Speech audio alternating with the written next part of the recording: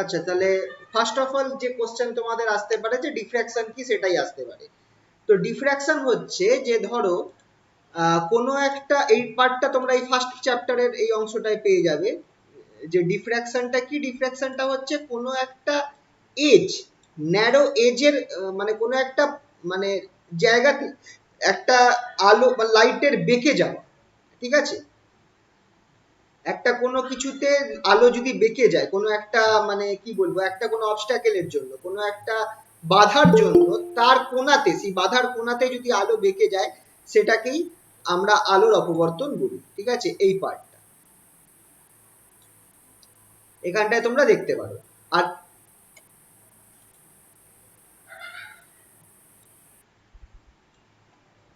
এইখানটায় রয়েছে bending and of round along A obstacle, narrow obstacle. এটাই হচ্ছে ডিফ্র্যাকশন অফ লাইট, ঠিক আছে। এই পার্টটাই রয়েছে ফার্স্ট কোশ্চেনটা, হোয়াট ইজ ডিফ্র্যাকশন। যে কোনো একটা ন্যারো অবস্ট্যাকেলের কাছে, ধরো কোনো একটা এরকম অবস্ট্যাকেল রয়েছে, আলোটা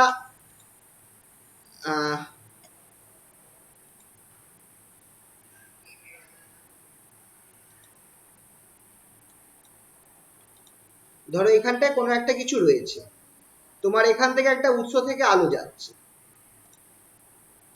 এইখান থেকে একটা আলো যাচ্ছে, তাহলে আলোটার জন্য যদি যদি তুমি এখানে একটা বাধা দিয়ে দাও, কথার কথা বলছি, আলোর পথের সামনে একটা কোনো বস্তু রেখে দাও, ধরো আলোটা এরকম যাচ্ছে, যদি তুমি একটা এরকম কোনো বস্তু, কোনো একটা বাধা তুমি সৃষ্টি করো, তাহলে কি হবে বলো তো। তুমি, আর এখানটা একটা স্ক্রিন থাকে, অপোজিট সাইডে এখানে যদি তোমার একটা স্ক্রিন থাকে, তুমি কি দেখবে, তোমার আলোটা তুমি,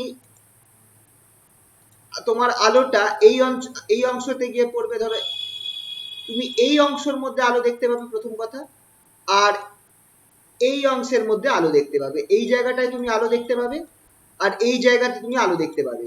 আর এইখানটা মাঝখানটা কি হবে, এখানটা ডার্ক হওয়া উচিত, অন্ধকার হওয়া উচিত, কারণ তুমি এখানটায় একটা কি করে রেখেছো, আলোর মাঝখানে একটা বস্তুকে বসিয়ে রেখেছো, ঠিক আছে। তো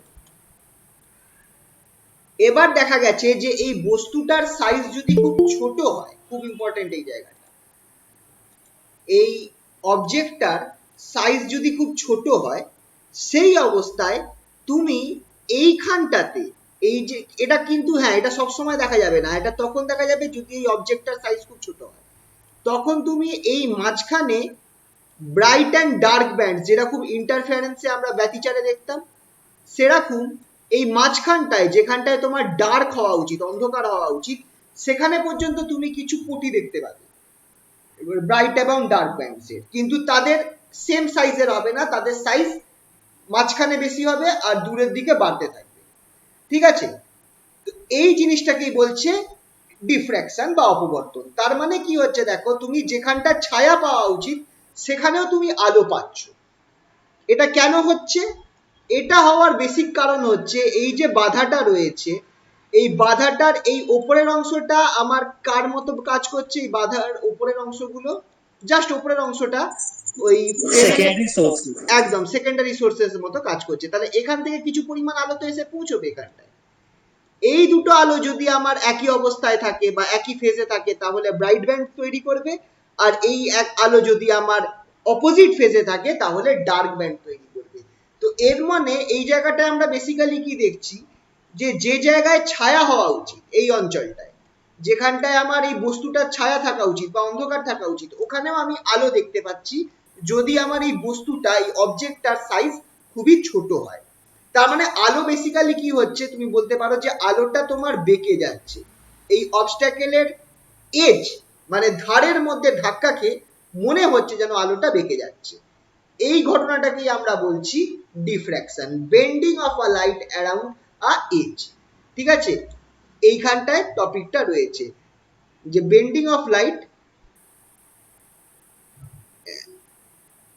কোথায় গেল লেখাটা, হ্যাঁ, this shows that light can bend around an obstacle, ঠিক আছে।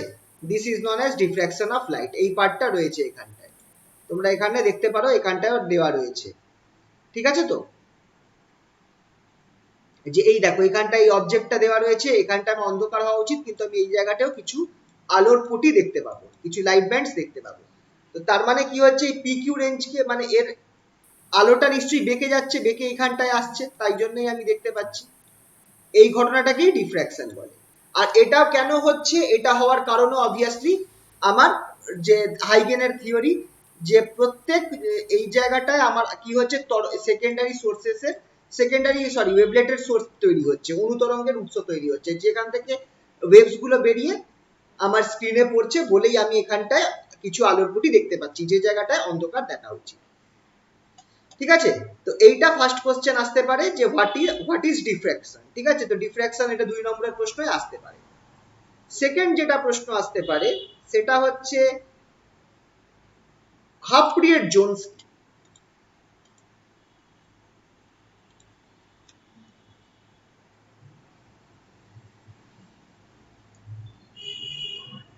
What are Fresnel half period zones?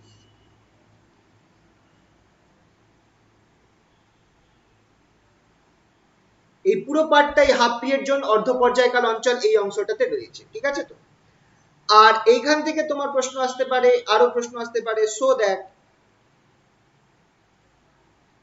Area of half period Jones,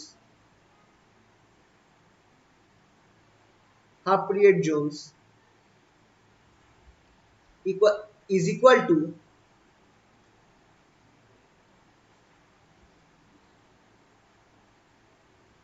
pi b lambda। B এখানটায় নিয়েছি, এখানটায় অন্য কিছুও থাকতে পারে। বিটা হচ্ছে বলছি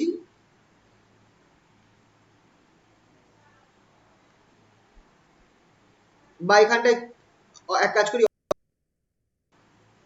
obtain the area of half period zones। Area of half period Jones, এটা একটা প্রশ্ন আসতে পারে। আর যেটা তোমাদের তখন বললাম যে এই প্রশ্নটা খুবই আসে, এক্সপ্লেন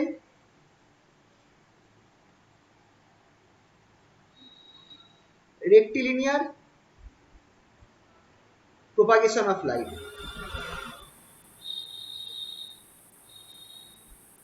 rectilinear propagation of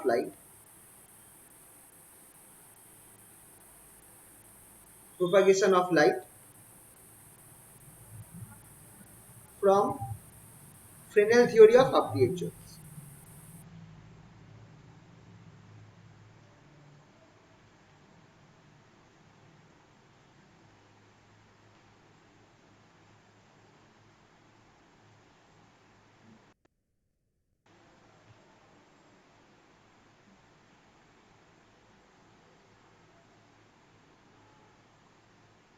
আচ্ছা, আরো দুটো কোশ্চেন দিয়ে দিই এই রেসপেক্টে। সেটা হচ্ছে what is zone plate?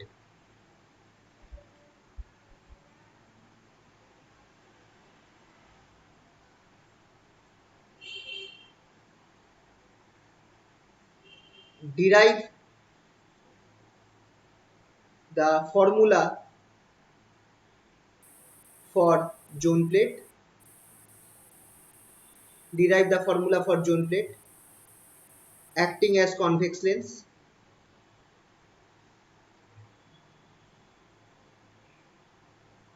R last question, what are the differences between zone plate and convex lens?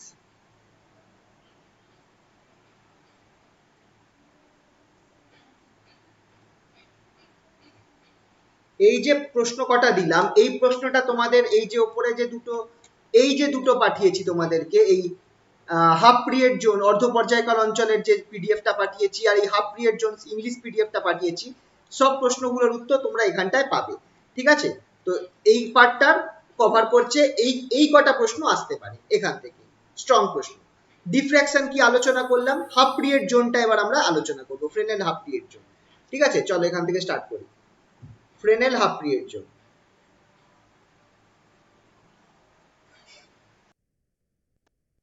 Fresnel half period zone কাকে বলে, অঞ্চল কাকে বলে?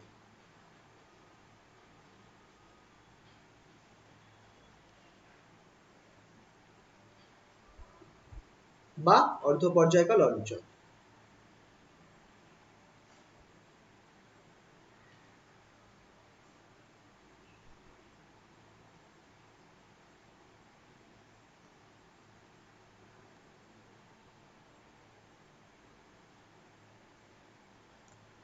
ঠিক আছে, এবার এখানটায় হয় কি, আমরা ধরছি একটা ফ্রেনেল ধরেছিল কি, যে একটা এরকম ধরো লাইটের একটা একটু বড় করে আঁকছি ছবিটা, একটা লাইটের একটা ওয়েভ ফ্রন্ট রয়েছে, তরঙ্গ মুখ রয়েছে, ছবিটা বড় করে আঁকলাম। ঠিক আছে, এবার আমি এবার কি হবে, এই তরঙ্গ মুখ থেকে আমার প্রত্যেক পয়েন্ট থেকে কি হবে, তরঙ্গ মুখের বা ওয়েভ ফ্রন্টের প্রত্যেক পয়েন্ট থেকে আমার সেকেন্ডারি ওয়েভলেটস বেরোবে। এবার সেই সেকেন্ডারি ওয়েভলেটস গুলোতে এই পি পয়েন্টে গিয়ে মিট করবে, কথার কথা বলছি। এই যে এইখান থেকে এই যে আমার যে ওয়েভ ফ্রন্টটা রয়েছে, এই যে আমার ওয়েভ ফ্রন্টটা রয়েছে, এই ওয়েভ ফ্রন্ট থেকে যত সেকেন্ডারি ওয়েভস বেরোবে, অনুতরঙ্গ বেরোবে, তারা গিয়ে তো পি পয়েন্টে কোথাও মিট করবে। তো সেই কারণে পি পয়েন্টের ব্রাইটনেস কিরকম হবে সেইটা বার করার জন্য ফ্রেনেল একটা থিওরি আনলো। সেই থিওরিটা ছিল এই হাফ পিরিয়ড জোনসের থিওরি। ঠিক আছে, ফ্রেনেল বলল কি, ফ্রেনেল বললেন কি, যে ধরা যাক এই যে আমাদের যে ওয়েভ ফ্রন্টটা রয়েছে, তরঙ্গ মুখটা রয়েছে, এটাকে আমরা অনেকগুলো আলাদা আলাদা অঞ্চল বা জোনসে ভাগ করে দিই। যেমন ধরো আমি একটা সার্কেল নিলাম, এই সার্কেলটার গায়ে ধরো সামওয়্যার এই পয়েন্টটাতে আমি নাম দিলাম H1। H1 H1 থেকে পি পয়েন্টের দূরত্ব হচ্ছে, আচ্ছা এইটা একটুখানি কায়দা করে আঁকতে হবে। আচ্ছা, এই যে সেন্টার পয়েন্ট হচ্ছে ও, সেন্টার ও থেকে পি এর দূরত্ব, মানে ওয়েভ ফ্রন্টটা থেকে পি বিন্দুর দূরত্ব হচ্ছে, আমি ধরে নিলাম বি। কোনো বইতে এটা এ দেওয়া রয়েছে, সেইভাবে চেঞ্জ করে নেবে। এই তরঙ্গ মুখ থেকে পি পয়েন্টে যেখানটায় আমি ইয়ে বার করব, কি বলে, যে পয়েন্টে আমি কত লাইট আসছে, ইলুমিনেশন হচ্ছে, সেটা বার করব, সেইটার আমি ধরলাম বি। তাহলে এবার এই এই যে এইচ, একটা সার্কেল ধরলাম, সার্কেলের গায়ে H1টা রয়েছে, এখান থেকে পি বিন্দুর দূরত্বটাকে, এইখান থেকে পি বিন্দুর দূরত্বটাকে আমি ধরছি হচ্ছে বি প্লাস ল্যামডা বাই। খেয়াল রাখবে, এই যে সার্কেলটা আঁকলাম, সেই সার্কেল থেকে সার্কেলের গায়ে একটা পয়েন্ট আছে H1, সেই H1 থেকে পি বিন্দুর দূরত্ব হচ্ছে বি প্লাস ল্যামডা বাই 2, যেখানে ল্যামডা হচ্ছে এই যে আমার যে তরঙ্গ মুখটা আমি এঁকেছি, এই যে ওয়েভ ফ্রন্টটা এঁকেছি, সেটা যে তার তার ওয়েভলেন্থ হচ্ছে ল্যামডা। যে লাইটটা এই ওয়েভলেন্থকে তৈরি, যে এই তরঙ্গ মুখকে তৈরি করছে, তার ওয়েভলেন্থ হচ্ছে, তার তরঙ্গ দৈর্ঘ্য হচ্ছে ল্যামডা। তারপরে একই রকম ভাবে আমি আরেকটা সার্কেল আঁকতে পারি, আরেকটা আমি সার্কেল আঁকলাম, এই সার্কেলের গায়ে আমি আরেকটা পয়েন্ট ধরলাম H2। এই H2 থেকে পি পয়েন্টের দূরত্ব হচ্ছে, এই H2 থেকে পি পয়েন্টের দূরত্ব হচ্ছে B plus lambda by 2, two lambda by 2, b plus 2 lambda by 2। এরকম ভাবে আমি চাইলে আরেকটা সার্কেল আঁকতে পারি, কথার কথা, আমি এরকম আরেকটা সার্কেল আঁকতে পারি।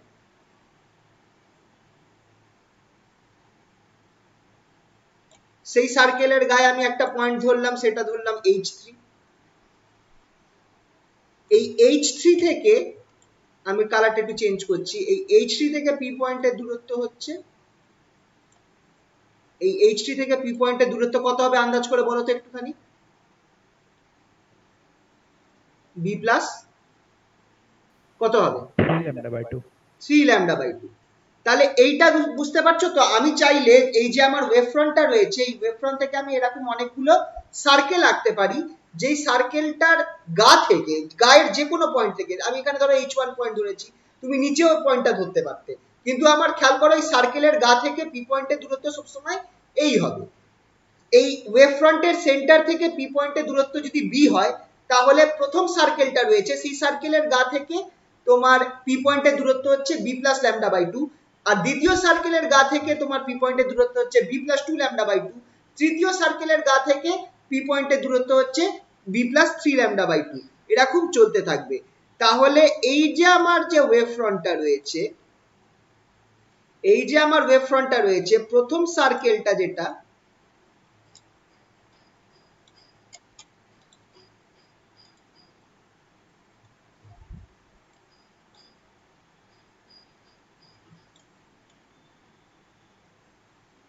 এই প্রথম সার্কেলটা, এই প্রথম সার্কেলটাকে আমি বলবো ফার্স্ট হাফ পিরিয়ড জোন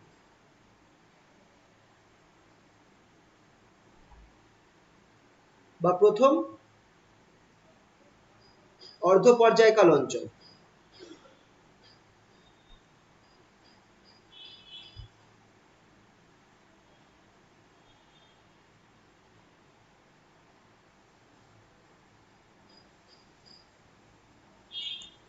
ঠিক আছে, পরেরটা কোনটা হবে? Any idea?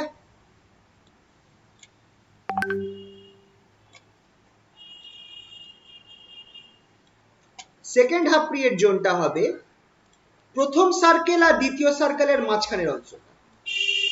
প্রথম সার্কেল আর দ্বিতীয় সার্কেলের মাঝখানের অংশটা হবে আমার সেকেন্ড হাফ পিরিয়ড জোন।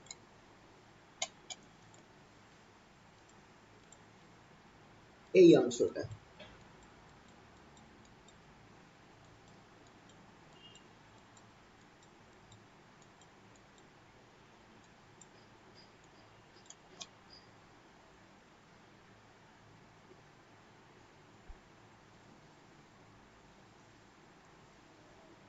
বা দ্বিতীয় অর্ধ পর্যায়কাল অঞ্চল। তাহলে বুঝতে পারছো তৃতীয়টা কোনটা হবে, চতুর্থটা কোনটা হবে, সবগুলো আশা করছি তোমরা বুঝতে পারছো এখান থেকে। তাহলে এইগুলো হচ্ছে আমার হাফ পিরিয়ড জোনস গুলো, ঠিক আছে? তো এইগুলো হচ্ছে আমার হাফ পিরিয়ড জোন। এইখানটায় তোমরা পিকচার গুলো দেখতে পারো, এখানে বি ধরে করা হয়েছে, আর এই পার্টটাতেও দেখতে, কোথায় গেল, সরি, এখানটায় তোমরা দেখতে পারো হাফ পিরিয়ড জোন, এই যে পিকচারটা দেওয়া রয়েছে, ঠিক আছে? তো এখানটায় ওরা এ দিয়ে নিয়ে, এ বি এর জায়গায় এ ধরে করেছে, ঠিক আছে? তো যাই হোক, তোমরা যে কোনো কিছু একটা ইউজ করে করতে পারো। এবার প্রশ্নটা হচ্ছে, এটা হাফ পিরিয়ড জোনস কি সেটা তোমাদের এইভাবে বলতে হবে, লেখা তোমাদেরকে এখান থেকে লিখে দিতে হবে, ঠিক আছে? তো এই যে এইভাবে বলা রয়েছে যে হাফ পিরিয়ড জোনস কাকে বলা হচ্ছে, এইভাবে ছবি এঁকে এইখানটায় দেখানো হয়েছে। তোমাদের যদি প্রশ্ন আসে হাফ পিরিয়ড জোন কি, তাহলে মোটামুটি ছবি এঁকেই তোমাদেরকে এই ছবিটা অ্যাটলিস্ট আঁকতে হবে, এই ছবিটা এঁকেই তোমাদেরকে অ্যাটলিস্ট বলতে হবে। ধরো এইখান থেকে এই অবধি, এটা হচ্ছে হাফ পিরিয়ড জোনের উত্তরটা। বইতে তুমি যদি দেখো তাহলে এখানটায়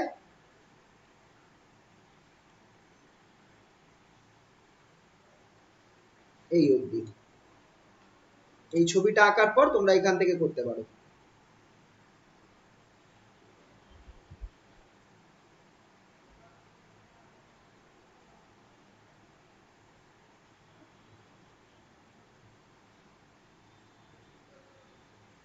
না, এটা প্রায় এটাই পুরোটাই লিখতে হবে, যাই হোক। ও না, এখানে সংজ্ঞা দেওয়া রয়েছে, এটা লিখতে পারো।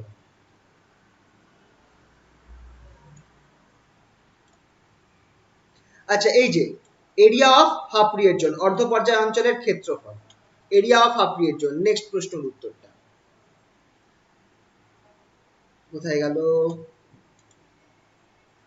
এই যে এরিয়া অফ দা জোনস, পরের প্রশ্নটা, ঠিক আছে? এই ফর্মুলাটা, চলো এটা একটুখানি করিয়ে দিই। তাহলে আমার প্রথম দুটো প্রশ্ন হয়ে গেল যে হাফ পিরিয়ড জোনস কি, ডিফ্র্যাকশন কি, হাফ পিরিয়ড জোন কি। এবার হচ্ছে obtain the area of half period zones, area কত হবে সেটা আমরা এবার বার করব।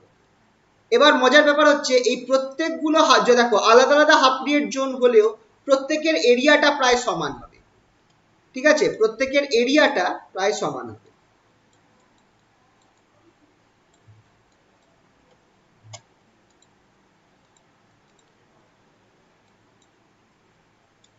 আমরা এখানটায় একটা কাজ করি, আমরা এখানটায় ধরছি যে অনেকগুলো হাফ পিরিয়ড জোন রয়েছে, এটা হচ্ছে প্রথম, দ্বিতীয়, তৃতীয়, এই লাস্টের দুখানা আমি ধরবো। এটা হচ্ছে আমার, আরে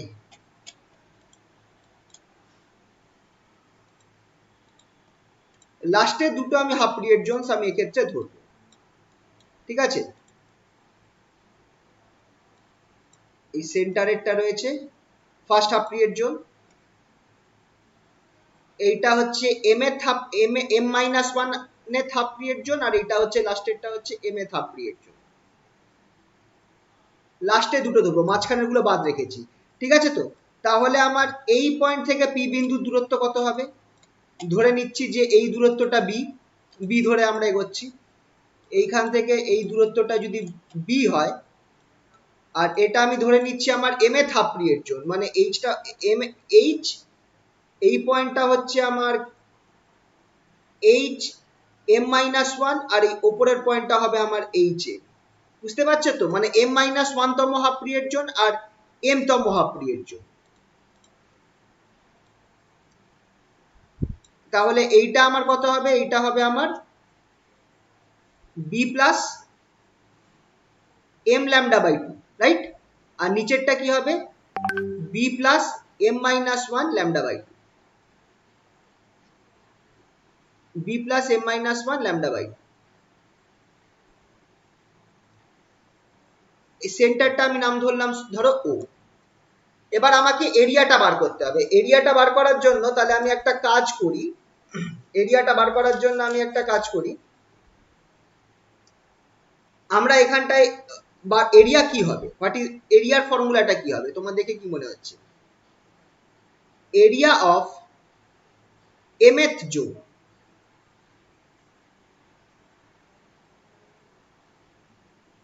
mth হাফ পিরিয়ড জোন কোনটা বলো তো? এই যে এই মাঝখানের অংশটা হচ্ছে আমার mth হাফ পিরিয়ড জোন। বুঝতে পারছো তো, এই মাঝখানের অংশটা হচ্ছে আমার mth হাফ পিরিয়ড জোন। এইটা আমাকে বার করতে হবে, এই দুটো সার্কেলের মাঝখানের অংশ। তাহলে এর এরিয়াটা কত হবে? সার্কেল যেহেতু, তাহলে ফর্মুলাটা দেখো, আমি যদি এইটা লিখি পাই pi O H M square minus pi O H M minus one whole square, এটাই আমার এরিয়া হবে কি হবে না বলো? ও থেকে এইচ, ও থেকে এইচ এম এই দূরত্বে একটা লাইন টানো, ঠিক আছে? এটা কি দিচ্ছে? এই যে এই যে একটা সার্কেল, এই সার্কেলটার রেডিয়াস দিচ্ছে ও, আর O H M minus one হচ্ছে এই ভেতরের সার্কেলের রেডিয়াসটা, আর ও এইচ এম সেটা হচ্ছে আমার এই বাইরের সার্কেল, এই যে বাইরের সার্কেলটা রয়েছে তার রেডিয়াসটা। দুটো তাহলে এরিয়া কি হবে? পাই আর স্কোয়ার, সার্কেলের রেডিয়াস হচ্ছে পাই আর স্কোয়ার। তাহলে এই ভেতরের অঞ্চলটার এরিয়া কত হবে? বাইরের বাইরের যে পুরো বড় সার্কেলটা রয়েছে তার রেডিয়াস, সরি তার এরিয়া মাইনাস এই ভেতরের সার্কেলটার এরিয়া, হবে কি হবে না বলো? তাহলে আমি এখানে লিখতে পারি pi O M H square minus pi O M H minus one এটার স্কোয়ার। এবার এখানে যদি আমি পাইথাগোরাস থিওরেম অ্যাপ্লাই করি, আমি এটা লিখতে পারি কি, which is equals to pi O M এইচটার জায়গায় আমি কি লিখতে পারি? P H M, O H M এর জায়গায় পি এইচ এম লিখতে পারি P H M square minus B square. কি করলাম দেখো, এখানটায় হাইটটা জানি, পারপেন্ডিকুলার বাই বেস করে দিলাম, perpendicular by base, perpendicular sorry base by hypotenuse করে দিলাম। হাইটটা জানি, বেস বাই হাইপোটেনিউজ, হাইপোটেনিউজটা হচ্ছে প্রথমটার জন্য পিএইচএম, এই যে এই লম্বা লাইনটা হচ্ছে পিএইচএম, আর সিমিলারলি পরেরটা কি হয়ে যাবে? Minus ph M minus one এটার স্কোয়ার মাইনাস বি স্কোয়ার। ঠিক আছে, এবার আমি করব কি, পিএইচএম এর ভ্যালুটা বসিয়ে দিই। পিএইচএম এর ভ্যালুটা কি আছে? পিএইচএম হচ্ছে এইটা B plus M lambda by two, আর পিএইচ এম মাইনাস ওয়ান হচ্ছে B plus M minus one lambda by two. এই দুটো ভ্যালু বসিয়ে দাও। তাহলে এখানটায় আমি একটা টার্ম পাবো হচ্ছে B plus M lambda by two whole square, এই জিনিসটা পাবো মাইনাস বি স্কোয়ার, এটা একটা টার্ম পাবো। আর এটার সাথে আরেকটা টার্ম কি পাবো? মাইনাস পরের টার্মটা B plus M minus one lambda by two, এই পুরো জিনিসটার whole square minus B square. ঠিক আছে, ক্যালকুলেট করতে গেলে এবার আমি, তুমি ভেঙে নাও, পাই থাকছে একটা বি স্কোয়ার বেরোবে plus two m lambda by two b বেরোবে, আর এখানটা একটা মাইনাস বি স্কোয়ার বেরোবে, sorry sorry plus m square lambda square by four বেরোবে মাইনাস বি স্কোয়ার বেরোবে। এইটা ফার্স্ট টার্মটা থেকে বেরোলো। সেকেন্ড টার্মটা থেকে কি বেরোচ্ছে দেখো, minus pi b square plus 2m minus 1 lambda by 2b plus m minus 1 whole square lambda square by 4 minus b square। এখানে সবকিছু কেটে কুটে আমার আলটিমেটলি কি পড়ে থাকছে দেখো, আলটিমেটলি এই টার্ম সব যদি কেটে কুটে দাও দুটো সাইড থেকে, তাহলে আলটিমেটলি আমার পড়ে থাকবে হচ্ছে একটা ল্যামডা বি টার্ম পড়ে থাকবে plus M lambda square by 2 পড়ে থাকবে মাইনাস ল্যামডা স্কোয়ার বাই 4 পড়ে থাকবে। সবকিছু মেরে কেটে আলটিমেটলি এই জিনিসটা পড়ে থাকবে। এবার এখানটায় আমি যদি ধরে নিই, এইখানটায় যদি আমি ধরে নিই be very very greater than lambda, তাহলে আমি কি করতে পারি, নেগলেক্ট করতে পারি ল্যামডা স্কোয়ার টার্মস গুলো। আমরা কি পেয়ে যাব, এরিয়াটা পেয়ে যাব, area equals to pi b lambda. এইটা হচ্ছে আমার জোন প্লেটের এরিয়া, সরি জোন প্লেট বলছি, হাফ পিরিয়ড জোনস গুলোর এরিয়া, অর্ধ পর্যায় অঞ্চলের এরিয়া গুলো। ঠিক আছে, এরিয়া কত বেরোলো, পাই বি ল্যামডা, সবার সেম বেরোবে। ধরে নিতে হবে যে be very very greater than lambda, তাহলে ল্যামডা স্কোয়ার টার্মস গুলোকে আমি এখান থেকে নেগলেক্ট করতে পারবো, এরিয়াটা বেরোবে পাই বি ল্যামডা। ঠিক আছে, এই দেখে নিতে পারো, এই দেখো পাই বি ল্যামডা বেরিয়েছে। আর এরা তো এ ধরে ক্যালকুলেশন করেছিল, তাই জন্য এখানটায় পাই এ ল্যামডা বেরিয়েছে। ঠিক আছে, এটা একটু ক্যালকুলেশনটা আলাদাভাবে করেছে বাংলা বইটাতে, আমি একটু আলাদা করে করলাম। ঠিক আছে, এবার আসছে যে কিভাবে তুমি রেক্টিলিনিয়ার, এখনো শেষ হয়নি, এখনো একটা কেস আছে, যে এবার কিভাবে আমি রেক্টিলিনিয়ার প্রপাগেশন অফ লাইটকে আমি এক্সপ্লেন করতে পারবো, এই প্রশ্নটা, রেক্টিলিনিয়ার প্রপাগেশন অফ লাইট কিভাবে আমি এক্সপ্লেন করতে পারবো। এবার কেসটা হচ্ছে কি, এবার এই জায়গাটা ধরবে, এবার একটুখানি এই জায়গাটা বোঝার চেষ্টা করতে হবে। আমি আবার ওয়েভ ফ্রন্টটা আঁকলাম, আবার ওয়েভ ফ্রন্টটা আঁকলাম,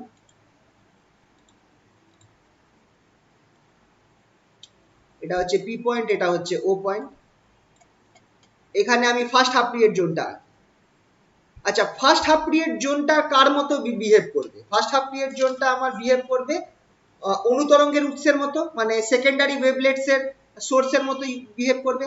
তাহলে এখান থেকে আমার, এইখান থেকে আমার অনেকগুলো ওয়েভস বেরিয়ে আসবে, ঠিক কিনা, অনেকগুলো ওয়েভস বেরিয়ে আমার পিতে যাবে। আমি ধরছি যতগুলো, খেয়াল করবে, যতগুলো waves first half period zone থেকে বেরোচ্ছে, যতগুলো সেকেন্ডারি ওয়েভস অনুতরঙ্গ ফার্স্ট হাফ পিরিয়ড জোন থেকে বেরোচ্ছে, তাদের সকলের জন্য আমার বিস্তার বা অ্যামপ্লিটিউড হবে, আমি ধরে নিচ্ছি A1, বাংলা বইতে ডি ধরা রয়েছে।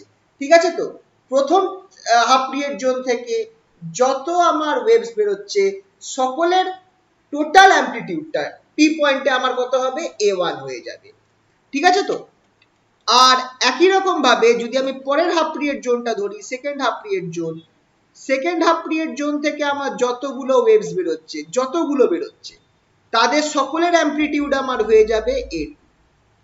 একই রকম ভাবে তুমি যদি তৃতীয় হাফ পিরিয়ড জোনটা ধরো, তাহলে তৃতীয় হাফ পিরিয়ড জোন থেকে যত আমার ওয়েভস বেরোচ্ছে তাদের সকলের অ্যামপ্লিটিউডটা বা বিস্তারটা পি পয়েন্টে গিয়ে কত হবে, আমি ধরে নিচ্ছি A3।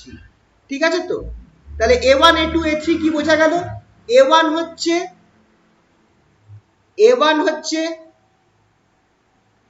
Amplitude of resultant of amplitude of resultant of all secondary waves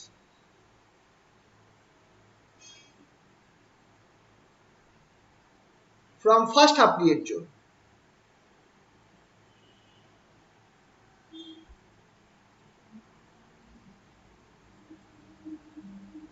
প্রথম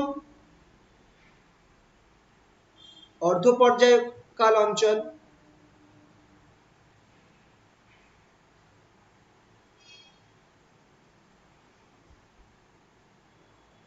অঞ্চল থেকে নির্গত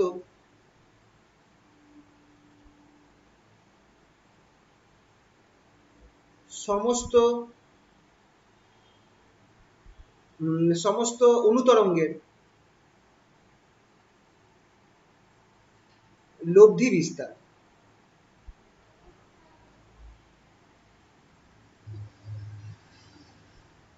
তাহলে A2 টা হচ্ছে for second half period zone,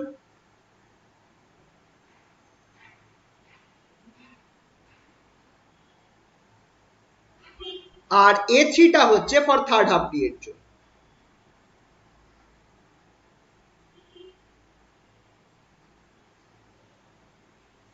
আর A1 A2 A3 এদের মধ্যে একটা সম্পর্ক আছে। একই রকম ভাবে তুমি A4 ও ধরতে পারো 4 নম্বর হাফ পিরিয়ড জোনের জন্য থেকে যতগুলো ওয়েভস বেরোবে for fourth half period zone, and so on and so on। এদের মধ্যে সম্পর্ক আছে, কিরাম সম্পর্ক আছে দেখে নাও। তোমার এ যেটা আছে, সরি A2 যেটা আছে সেটা তোমার হবে কি A1/2 প্লাস A3/2।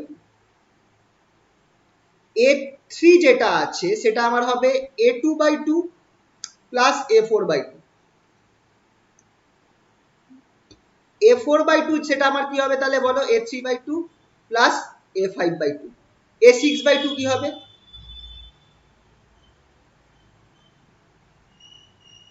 দেখে বলো কি হবে? A5/2 plus A7/2। তার মানে বুঝতে পারছো তো, প্রত্যেক দুটো হাফ পিরিয়ড জোনের মানে অ্যাভারেজ না অর্ধেক হচ্ছে, অর্ধেকের যোগ, বলে বা বলতে পারো যে একটা হাফ পিরিয়ড জোন থেকে যে মানে বিস্তারটা থাকছে সেটা তার আগের আর পরের অ্যাভারেজ হচ্ছে। তার মানে অবভিয়াসলি বোঝাই যাচ্ছে A1 greater than A2 greater than A3 greater than A4 greater than A5। এটা বোঝা যাচ্ছে তো? আমার A1 টা সব থেকে বড় হবে, A2 এর ভ্যালুটা A1 আর A3 এর অ্যাভারেজ হচ্ছে, তার মানে অবভিয়াসলি কিন্তু A1 এর থেকে কম A3 এর থেকে বেশি। A3 টা A4 আর A2 এর অ্যাভারেজ হচ্ছে, তার মানে অবভিয়াসলি A2 এর থেকে A3 এর ভ্যালুটা A2 এর থেকে বেশ কম হবে কিন্তু A4 এর থেকে বেশি হবে। তো এইরকম ভাবে সবসময় চলতে থাকবে। তাহলে এবার প্রশ্নটা হচ্ছে P বিন্দুতে আমার P পয়েন্টে আমার রেজাল্টেন্ট কত হচ্ছে, অ্যামপ্লিটিউড কত হচ্ছে for all half period zone.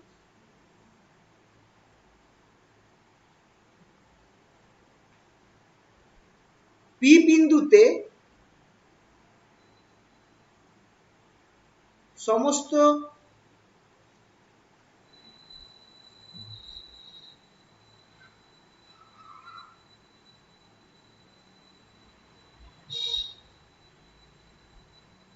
অর্ধপর্যায়কাল অঞ্চলের গুলোর জন্য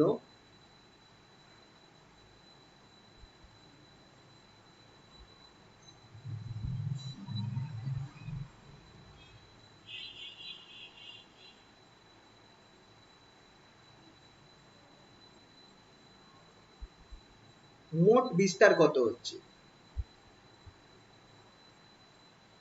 সেটা হচ্ছে ফর্মুলাটা খুব important, R equals to A1 minus A2 plus A3 minus A4 plus A5 minus dot dot dot. আচ্ছা এইটা একটা কেস আছে, দুটো কেস হবে এখানটায়। এই জিনিসটা আমার কি হয়ে যাবে, এইটা আমার হবে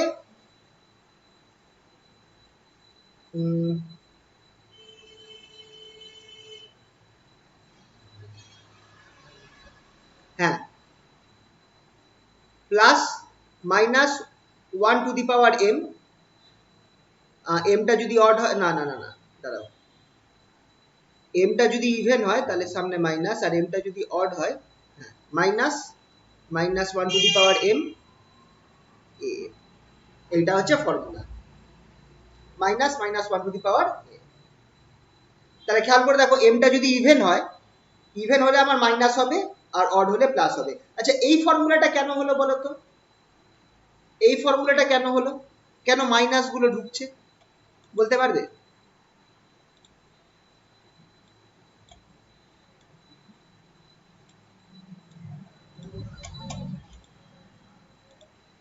প্রথম হাফ পিরিয়ড জোন থেকে পি পয়েন্টে যে ওয়েভস গুলো যাচ্ছে, প্রথম হাফ পিরিয়ড জোন থেকে পি পয়েন্টে যে ওয়েভ গুলো যাচ্ছে আর সেকেন্ড হাফ পিরিয়ড জোন থেকে যে ওয়েভস গুলো যাচ্ছে তাদের মধ্যে কত পথ পার্থক্য কত? Path difference between the waves from first half period zone আর সেকেন্ড হাফ পিরিয়ড জোন কত হবে বলো?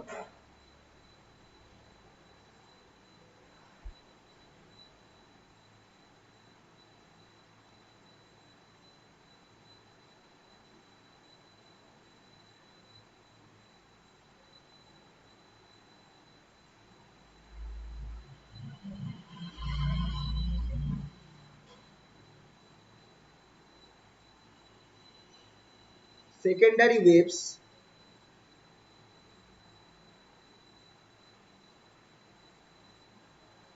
second and first half period জন্য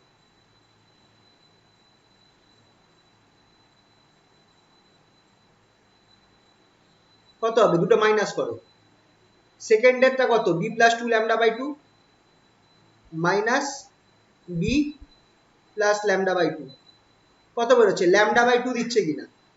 পার ডিফারেন্স কত প্রথম আর দ্বিতীয়? এবার lambda by 2 path difference represent করছে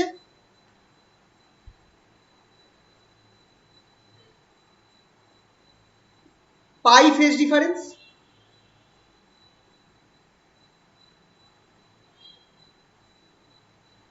ঠিক কি না?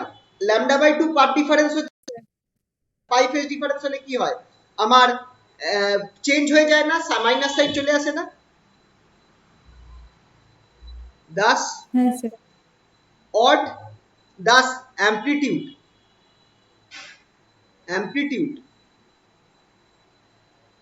from odd half period zones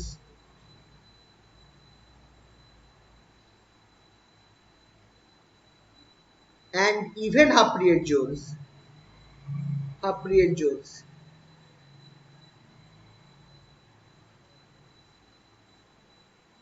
are in opposite phase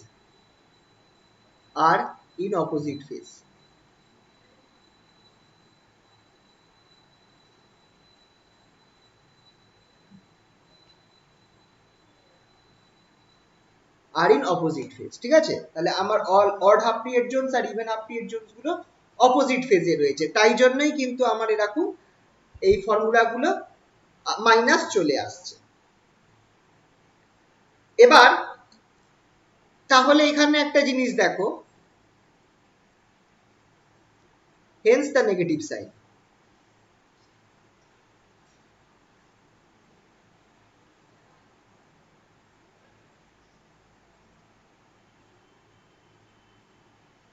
for amplitudes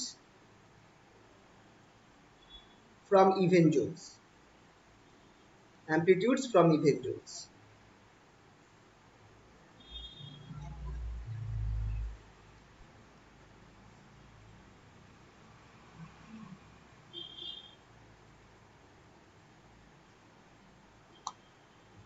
ঠিক আছে? এবার এখানটাকে এবার হ্যাঁ, এই একটা কোশ্চেন আমার মিস হয়ে গেছিল, একটা দিয়ে দিই কোশ্চেন এখানটায় উপরে।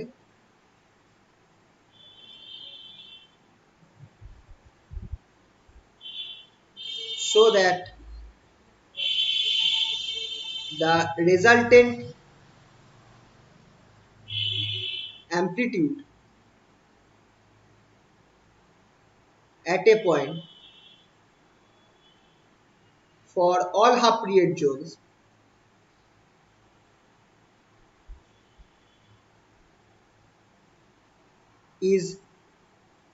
is half of that from first half period zone।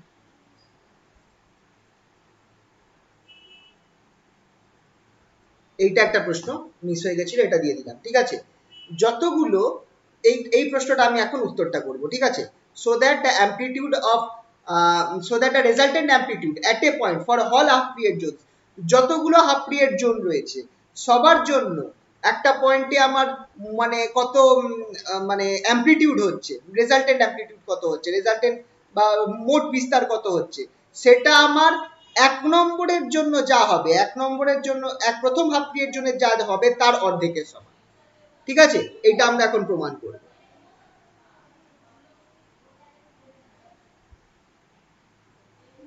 তাহলে এই জায়গাটা দেখো,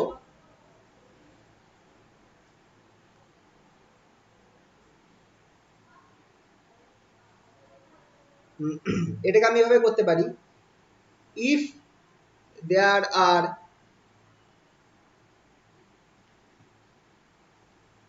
m number of half period zones,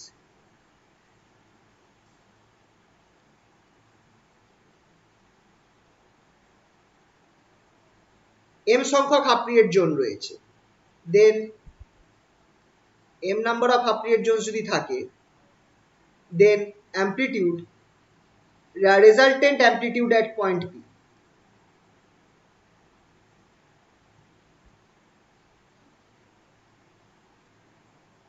at p কত হবে, resultant amplitude কি হবে at p, সেটা হচ্ছে r equals to আমার ফর্মুলা কি ছিল, a1 minus a2 plus a3 minus a4 plus dot dot dot minus of minus a to the power minus 1 to the power m a m, এইটা আমার formula ছিল। এবার এখানটা আমি লিখতে পারি কি, নাও খেয়াল করে দেখো, আমরা এখানটা একটা কাজ করব, এ যেটা আছে এটাকে আমি ভাগ করে নেব, এটাকে আমি দুভাগে ভাগ করে নেব, a1/2 প্লাস a1/2 মাইনাস এ টুটাকে রাখবো, এ থ্রিটাকেও ভাগ করে নেব, a3/2 plus a3/2 minus a4, তারপর কি করব, একই রকম ভাবে প্লাস a5/2 প্লাস a5/2, আহা a5/2, এরকম করে আমি সব অড নাম্বার গুলোকে দুটো করে ভাগ করে রাখবো, minus a6 plus dot dot dot, এইভাবে চলতে থাকবে। এইটা আমার যাবে হচ্ছে প্লাস am/2, am/2 অবধি যাবে ফর অড m, যদি m টা অড হয় তাহলে আমার লাস্টে am/2 থাকবে, and or plus dot dot dot plus am minus 1/2 minus am for even m।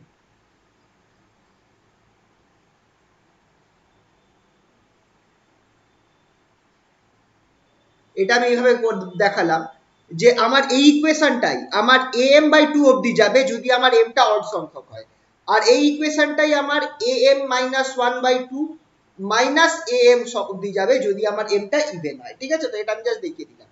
এবার তোমরা একটা জিনিস খেয়াল করে দেখো, এই অংশটা, এই অংশটা তুমি চেক করো, এই অংশটা চেক করো, এই দুটো অংশ কি হবে, জিরো হয়ে যাবে কি,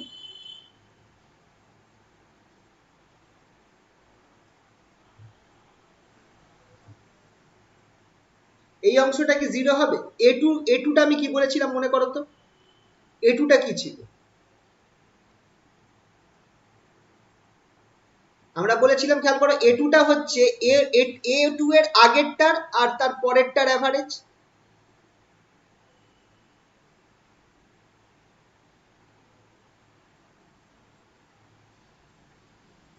তাই তো, এ2টা হচ্ছে a1/2 প্লাস a3/2 আর a4টা হচ্ছে a3/2 প্লাস a5/2, তাহলে তুমি এই অংশটা দেখো,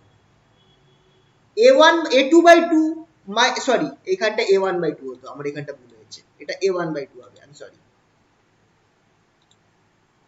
a1/2 করো। ঠিক আছে, তাহলে এই অংশটা দেখো, এই অংশটা আমার জিরো হয়ে যাচ্ছে না, হ্যালো, হ্যাঁ স্যার, হ্যাঁ, জিরো হচ্ছে। এরকম ভাবে এই অংশটা জিরো হবে, পরের অংশটা জিরো হবে, তারপরের এইখানে যে অংশটা আছে সেটাও জিরো হয়ে যাবে, এই সব জিনিসগুলো জিরো হয়ে যাচ্ছে, এই অংশটাও জিরো হয়ে যাবে, এরপরে একটা যে টার্ম আছে এখানে থাকবে, যদি আমি এখানটা আরেকটু আঁকি,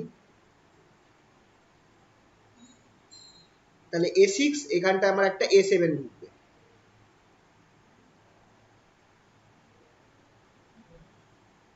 মাইনাস a6 প্লাস a7/2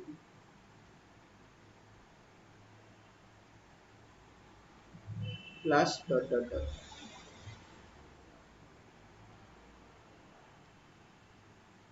এই সব টার্মস গুলো আমার জিরো হয়ে যাচ্ছে। তাহলে আমার শুধু পড়ে কে থাকবে?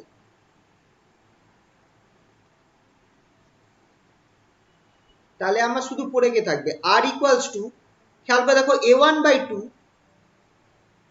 প্লাস লাস্টে আমার দুটো জিনিস পড়ে থাকতে পারে, am/2 পড়ে থাকতে পারে ইফ m is odd, এইটা পড়ে থাকতে পারে, or r equals to a1/2 plus am minus 1/2 minus am if m is even। তো m odd না even তা সে অনুযায়ী দুটো ভ্যালু হতে পারে। এবার এখানটায় কেস হচ্ছে নাও a1 is very very greater than am minus 1 and am a1 যেটা আছে সেটা আমার am minus 1 আর am এর থেকে অনেক বড়, কারণ খেয়াল করে দেখো কারণ খেয়াল করে দেখো a1 এর থেকে a2 ছোট, a2 এর থেকে a3 ছোট, a3 এর থেকে a4 ছোট, তাহলে am যেটা আছে সেটা তো আমার ছোট, খুবই ছোট হবে for large number of m, for large m,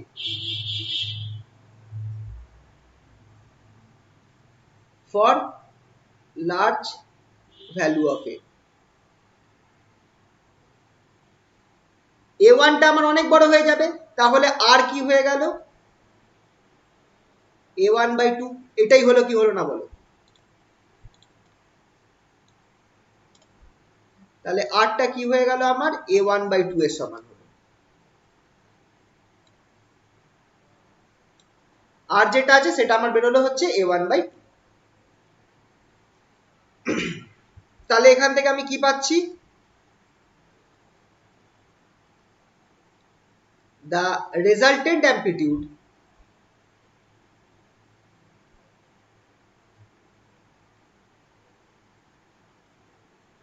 for all wavefronts, for half period zones, all half period zones,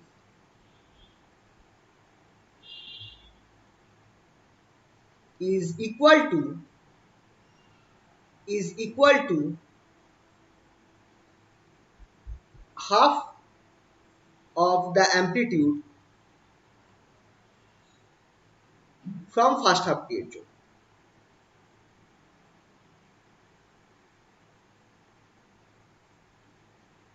ঠিক আছে তো?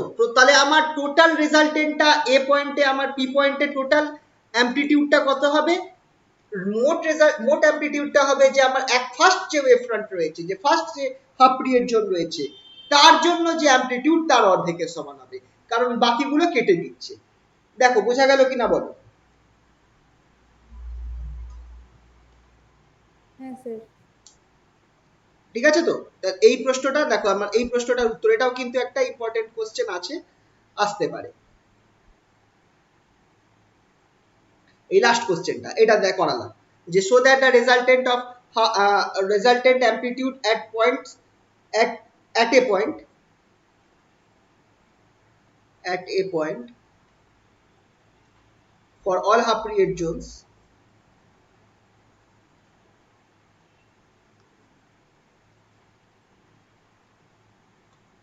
is half of that from first half period zone। এই প্রশ্নটা হবে। ঠিক আছে, এবার এই প্রশ্নটা, explain the rectilinear propagation of light from Fresnel half period zones। Half period, এই যে এইটা তো তোমাদের বলেইছি, মার্কও করে দিয়েছি। এই পার্টটা দেখো কোশ্চেন একদম দেওয়াই রয়েছে, explanation of rectilinear propagation of light from half period Jones. এই প্রশ্নটা আসে, এলে আমার এইটুকুনি লিখলেই হয়ে যাবে। বাংলা বইতে দেখিয়ে দিচ্ছি, বাংলা বইতে এটা এই অংশটা, এই যে এই ক্যালকুলেশনটা ওরা এর জায়গায় ডি ধরে করেছে। ঠিক আছে তো? এই ক্যালকুলেশনটা দেখো, টোটালটা বেরোলো d1/2। আচ্ছা, এই যে ঋজু গতির ব্যাখ্যা, আলোর ঋজু গতির ব্যাখ্যা, মানে রেক্টিলিনিয়ার প্রপাগেশন অফ লাইটের ব্যাখ্যা। ঠিক আছে, এই অবধি। এইটা কিন্তু খুব ইম্পর্টেন্ট, এটা আসে। তো চলো, এইটা আমি তোমাদের একটু অল্প করে বুঝিয়ে দিচ্ছি কিভাবে বইতে বলা রয়েছে, তাহলে তোমরা একবার পড়লে বুঝে যাবে জিনিসটা। সেটা বলছে কি, যে ধরো তুমি তোমার এখানটায় একটা ওয়েভ ফ্রন্ট আছে, এখানে একটা ওয়েভ ফ্রন্ট রয়েছে, ওয়েভ ফ্রন্ট থেকে পি পয়েন্টে এই যে আমরা যা ক্যালকুলেশন দেখলাম সেই হিসাবে পি পয়েন্ট দূরত্বে, এই ওয়েভ ফ্রন্ট থেকে পি পয়েন্ট দূরত্বে আমার রেজাল্টেন্ট কত হবে? রেজাল্টেন্ট কত হবে পিতে? a1/2 হবে, ঠিক কিনা? আমরা তো তাই পেলাম যে একটা ওয়েভ ফ্রন্টের জন্য পি পয়েন্টে আমার মোট লব্ধি মানে বিস্তার কত হবে, যতগুলো তরঙ্গ দৈর্ঘ্য, যতগুলো আমার এই তরঙ্গ রয়েছে, অনুতরঙ্গ রয়েছে, যতগুলো সেকেন্ডারি ওয়েভলেটস আমার এইখান থেকে বেরোচ্ছে, তার জন্য পি পয়েন্টে আমার কত ইয়ে হবে, টোটাল আমার বিস্তার কত হবে, টোটাল আমার অ্যামপ্লিটিউড কত হবে, রেজাল্টেন্ট অ্যামপ্লিটিউড a/2 হবে। এটা আমরা একটু আগেই পেলাম, ঠিক কিনা? এবার আমরা করব কি, তুমি ধরো তুমি এখানটায় একটা অবস্ট্যাকেল দিয়ে, এটা একটা অবস্ট্যাকেল দিলে, একটা বাধা দিলে,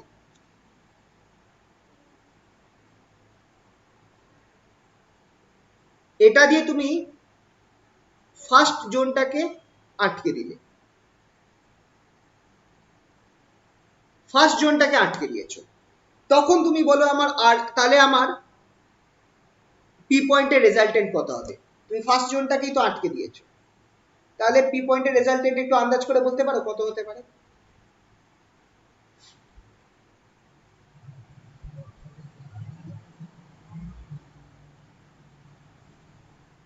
যদি ফার্স্ট জোনটা, খুব ইম্পর্টেন্ট কনসেপ্ট এটা, যদি ফার্স্ট জোনটাই বাধা দিয়ে দাও, শুধু ফার্স্ট জোনটা, সেকেন্ড থার্ড ফোর্থ সবাই খোলা আছে, ফার্স্ট জোনটাকে তুমি আটকে দিয়েছো, তাহলে আমার আর পয়েন্টে কত ইয়ে হবে,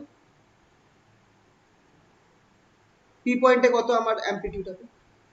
a2/2 হবে। কেন a2/2 হবে এটা তুমি খেয়াল করো, তোমার মেন ফর্মুলা হচ্ছে এটা, a1 - a2 + a3 - a4 plus dot dot dot, তোমার a1 টা বাদ পড়ে যাচ্ছে, তাহলে তোমার স্টার্ট হচ্ছে -a2 + a3 - a4, এখান থেকে তোমার স্টার্ট হচ্ছে, তাহলে আলটিমেটলি তুমি যদি ধরো তোমার a2/2 বেরোবে, মাইনাসটা তুমি নাও ধরতে পারো, এটাকে তুমি a2/2 ধরতে পারো।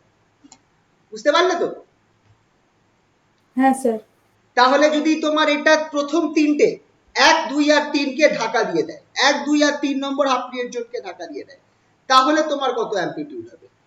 a4/2। a4/2, ভেরি গুড, খেয়াল রাখবে তো। তো এইভাবে আমার জিনিসটা চেঞ্জ হচ্ছে। তাহলে এবার যদি তোমার এমন, তাহলে দেখো যত, আর আরেকটা জিনিস কি, a1 এর থেকে a2 ছোট, a1 এর থেকে a2 ছোট, a2 এর থেকে a3 ছোট, a3 এর থেকে a4 ছোট, তাহলে তুমি যেটা যদি আমার এমন একটা কিছু নিই,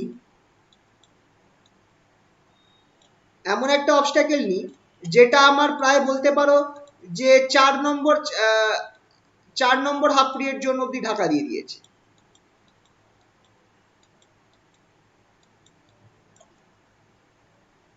1, 2, 3, 4 half period Jones cut off.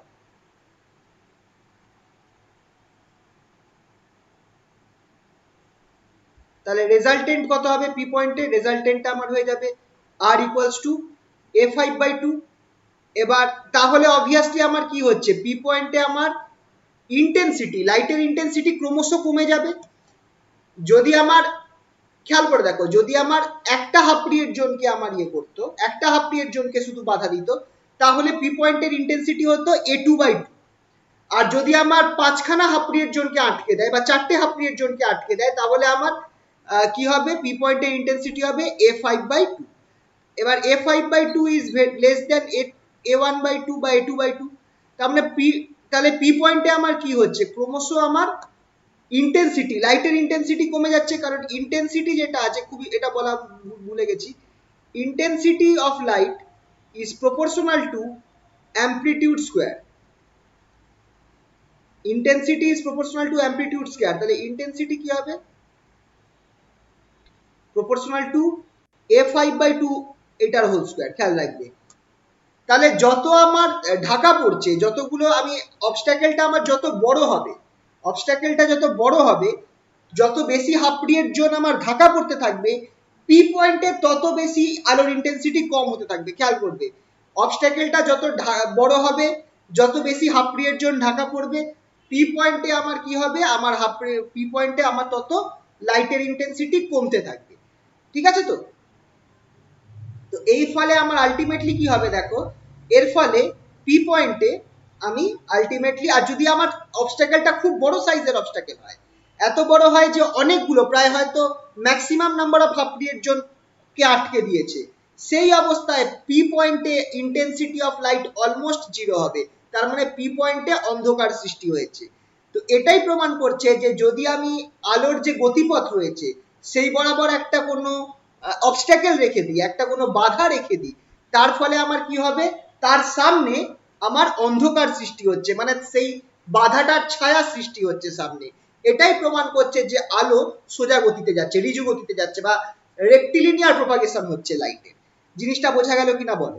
এই জিনিসটাই এখানটায় ব্যাখ্যা করে দেওয়া আছে, যেটা তোমাদের বললাম সেটাই এই পয়েন্টে এইখানটায় লেখা রয়েছে, একবার রিডিং করলে বুঝতে পেরে যাবে। ঠিক আছে তো? বলো, ক্লিয়ার হলো এই জায়গাটা? হ্যাঁ স্যার। ওকে, নেক্সট টপিক জোন প্লেট, খুবই ইম্পর্টেন্ট। জোন প্লেট থেকে কিন্তু প্রশ্ন আসে, জোন প্লেট কি, আর জোন প্লেটের ইকুয়েশনটা বার করা, আর কনভেক্স লেন্স আর কনভেক্স লেন্সের সাথে জোন প্লেটের তফাৎ কি, তিনটে প্রশ্ন আমি দিয়ে দিয়েছি। ওপরে গেলাম, এই তিনটে প্রশ্ন আমি দিয়েছি।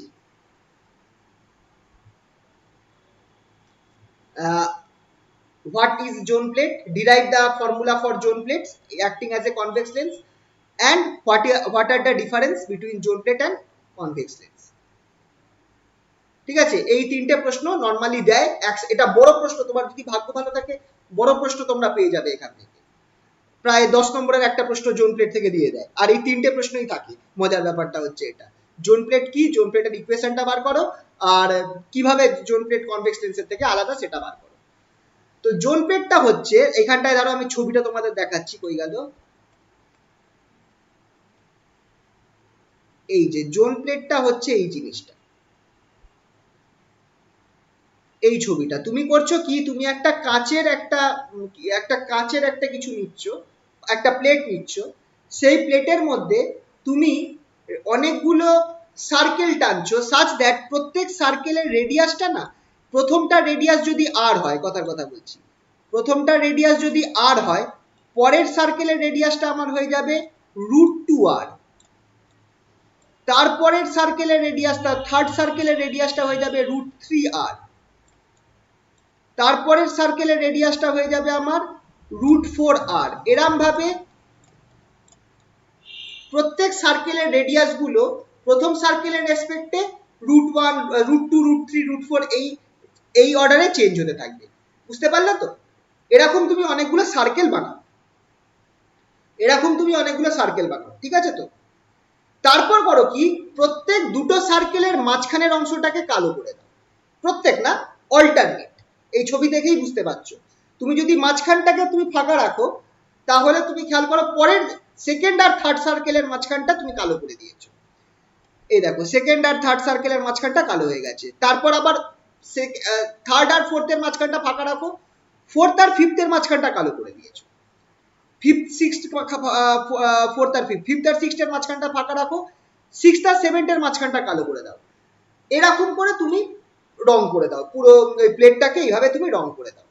এই যে জিনিসটা তৈরি হবে, এই জিনিসটা আমার হয়ে গেল জোন প্লেট, এই জিনিসটা হয়ে গেল আমার জোন প্লেট। ঠিক আছে, বুঝতে পারলে কিনা বলো?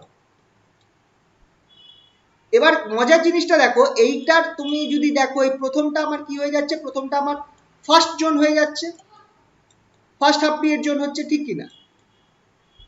প্রথমটা ফার্স্ট হাফ পিরিয়ড জোন হচ্ছে, সেকেন্ড, এই কালো অংশটা কি হচ্ছে বলতো, second zone, second half period জোনের মতো কাজ করছে। এই সাদা অংশ, পরের সাদা অংশটা হয়ে গেল থার্ড হাফ পিরিয়ড জোন। আর তুমি চাইলে অল্টারনেটও করতে পারো, যেমন পাশের ছবিটা দেওয়া রয়েছে, এখানটায় করেছে কি দেখো, প্রথমটাকে অন্ধকার করে দিয়েছে, প্রথমটাকে কালো করে দিয়েছে, প্রথম সার্কেল আর দ্বিতীয় সার্কেলের মাঝখানটা সাদা রেখেছে, দ্বিতীয় আর তৃতীয় মাঝখানটা কালো করে দিয়েছে, মানে অল্টারনেট। এটাও করতে পারো তুমি, আইদার এরকম করো বা এরকম করো। ঠিক আছে, এটা হচ্ছে আমার জোন প্লেট। এটার সুবিধা কি হচ্ছে সেটা দেখো। তুমি ধরো এই যে জোন প্লেটটা আমি আঁকলাম, আরেকবার আমি দেখাচ্ছি ছবিটা।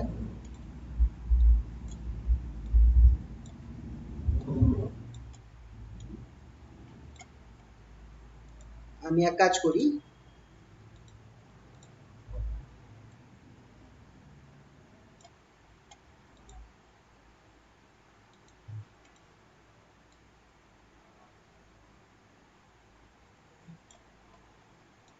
এরকম আলাদা আলাদা থিকনেসের জোন তৈরি হচ্ছে, তাই আমি পাতলা করে দিচ্ছি। আচ্ছা, তুমি খেয়াল করে দেখো, তুমি এখানটায় কি করেছো, প্রত্যেক অল্টারনেট জোনস গুলোকে তুমি অন্ধকার করে দিয়েছো, কালো করে দিয়েছো। মানে প্রত্যেক অল্টারনেট জোন থেকে আলো কিন্তু আসতে পারবে না, প্রত্যেক অল্টারনেট জোন থেকে আলো আসতে পারবে না। তাহলে তুমি যদি খেয়াল করো, পি পয়েন্টে ধরো এখানে একটা আলো এসে পড়ছে, ধরো এখান থেকে আমার একটা আলো এসে পড়ছে, যদি কোনো কোনো অন্ধকার করা না থাকতো, তাহলে পি পয়েন্টে আমার মোট প্রত্যেক জোনের জন্য, খেয়াল করবে প্রত্যেক জোনগুলোর জন্য পি পয়েন্টে আমার মোট অ্যামপ্লিটিউড কত হতো, প্রত্যেক জোনের জন্য পি পয়েন্টে মোট অ্যামপ্লিটিউড আমার কত হতো?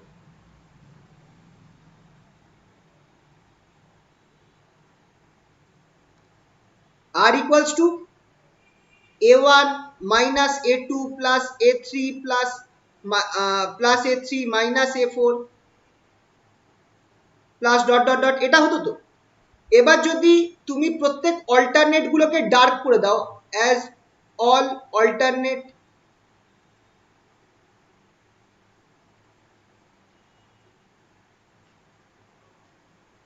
জোনস আর ব্ল্যাকেন্ড, তুমি যেহেতু অল্টারনেট জোনগুলোকে ব্ল্যাক করে দিয়েছো,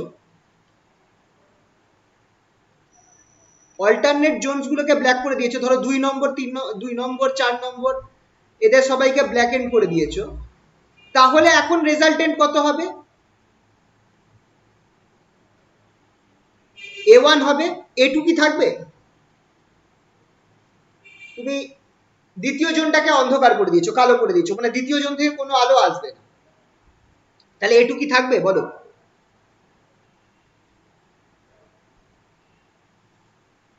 a2 থাকবে? থাকবে না। হ্যালো, কানেকশন আছে? একটু আওয়াজ দিও। হ্যাঁ স্যার। এই জায়গাটা বুঝতে পারছো কিনা দেখো, যদি তোমার কোনো ব্ল্যাকিং না, দেখো এইখানেই কাঁচের প্লেটটা একটা জোন প্লেটের মতো কাজ করতে পারে, তুমি যদি এই কাঁচের প্লেটের মধ্যে লাইট ফেলো, তাহলেও ঠিক যেরকম জোন প্লেটের জন্য পি পয়েন্টে একটা তুমি আলো পেতে, এই কাঁচের প্লেটের জন্য সেরকম তুমি পি পয়েন্টে আলো পেতে পারবে, ঠিক আছে তো? এটা একদম ওই হাফ পিরিয়ড জোনসের মতো কাজ করবে। কিন্তু এইখানটায় তুমি করেছো কি, এইখানটায় তুমি প্রত্যেক দ্বিতীয় জোনকে, প্রত্যেক অল্টারনেট জোনকে তুমি ব্ল্যাক এন্ড করে দিয়েছো, কালো রং দিয়ে তুমি অন্ধকার করে দিয়েছো, কালো করে দিয়েছো, যাতে প্রত্যেক দ্বিতীয় জোন থেকে কোনো আলো না আসতে পারে।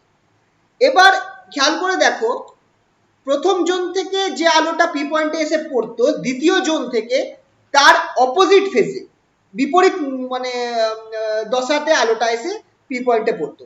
কিন্তু এখানে তুমি দ্বিতীয় জোনটাকেই কালো করে দিয়েছো, দ্বিতীয় জোনটাকে তুমি কালো করে দিয়েছো, তাহলে দ্বিতীয় জোন থেকে কোনো আলো আসবে না। তাহলে আমার a2টা বাদ হয়ে গেল, একই রকম ভাবে a4টাও বাদ হয়ে গেল।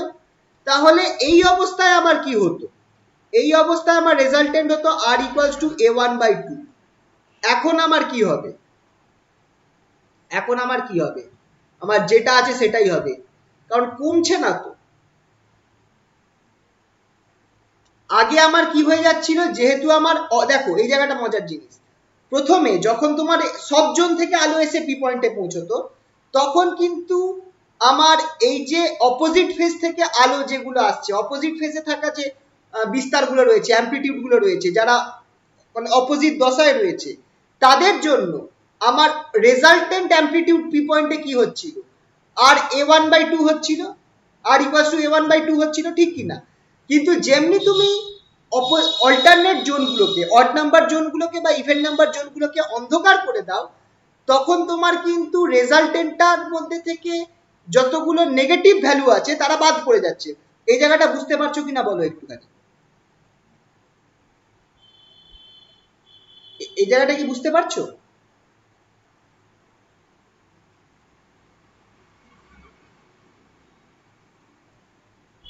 কোথায় অসুবিধা হচ্ছে বলো একটুখানি, তাহলে সেই জায়গাটা আরেকবার বলবো। স্যার বুঝতে পেরেছি। বোঝা যাচ্ছে তো? হ্যাঁ স্যার। আচ্ছা, তো এর ফলে এবার তুমি বলো কোন অবস্থায় আমার লাইট বেশি হবে পয়েন্টে? যখন আমার কোনো জোন, যখন আমার কোনো ব্ল্যাক এন্ড করা ছিল না তখন, যখন রেজাল্টেন্টটা এটা হচ্ছিল, নাকি যখন ব্ল্যাক এন্ড করে দিয়েছি রেজাল্টেন্টটা এটা হচ্ছে, কোন অবস্থায় লাইটটা বেশি হবে বলো? যখন ব্ল্যাক এন্ড করা রয়েছে, মানে জোনগুলোকে কালো করা রয়েছে, অল্টারনেট জোনসগুলোকে তুমি কালো করে দিয়েছো, তখন তোমার ইন্টেন্সিটি লাইটের বেশি হবে, নাকি যদি তুমি কালো না করতে অল্টারনেট জোনসগুলোকে তখন তোমার ইন্টেন্সিটি বেশি হতো? রেজাল্টেন্টের ভ্যালু দেখে বলো কোন অবস্থায় বেশি হচ্ছে? স্যার সেকেন্ডটাতেই তো বেশি হচ্ছে। সেকেন্ডেরটাই বেশি হচ্ছে। তার মানে কি হচ্ছে দেখো, তার মানে মনে হচ্ছে যে এই জোন থেকে এই যদি তোমার আলো এসে পড়ে একটা, মানে আলোগুলো কনভার্জ করছে এই পি পয়েন্টে আলোগুলো এসে কনভার্জ করছে, এমন একটা ফিলিং আসছে যে যতগুলো, তাই জন্য তুমি এখানটায় ব্রাইট স্পট পাচ্ছ, পি পয়েন্টে একটা ব্রাইট স্পট পাচ্ছ, মনে হচ্ছে যেন যতগুলো আলো রয়েছে তারা পি পয়েন্টে এসে কনভার্জ করছে। তো এইখানটায় যে জোন প্লেটটা রয়েছে সেটা কার মতো কাজ করছে? এটা কনভেক্স লেন্সের মতো কাজ করছে। কনভেক্স লেন্স যেমন লাইটগুলোকে কনভার্জ করে দেয় একটা বিন্দুতে আলোকে, উত্তর লেন্স এরকম ভাবেই জোন প্লেটটাও কি করছে, সব আলোগুলোকে কনভার্জ করে দিচ্ছে একটা পার্টিকুলার পয়েন্টে। তো জোন প্লেটটা এখানটা কার মতো কাজ করছে? কনভেক্স লেন্সের মতো কাজ করছে। ক্লিয়ার?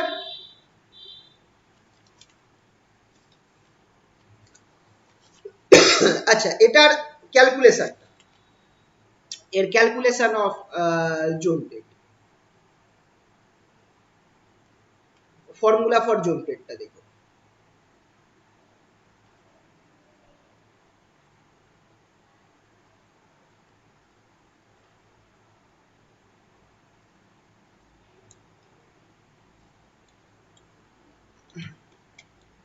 এখানটায় আমরা করব কি, আমরা একটা এরকম পিকচার রাখতে হবে, পিকচার দেখে বইতে দেওয়া রয়েছে। এস পয়েন্টে আমার একটা সোর্স আছে আর ও পয়েন্টে তার আমার ইমেজটা তৈরি হচ্ছে, আর এখানটায় আমার জোন প্লেটটা রয়েছে। আচ্ছা, আগে একটা লাইট টেনে নিই।